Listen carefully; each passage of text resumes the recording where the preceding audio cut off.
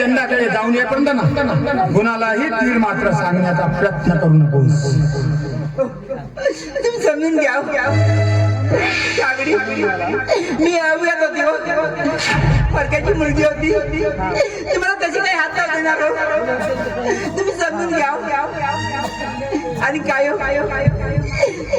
तुम्ही एका ताकदीच्या बदली मला 10 टक्के मारू शकता कारण मी तुमची पत्नी आहे.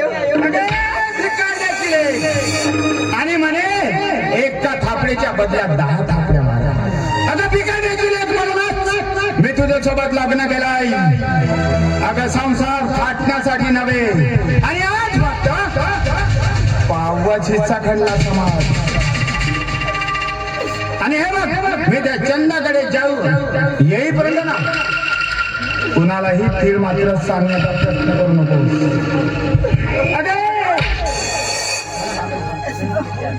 मला मारू नका. मला विचार करा. तुला मारायचं नाही तर पंची आरती उभारून तुझी पूजा करायची का ग? आणि मी पूजा करण्यासाठी काही देव नाही.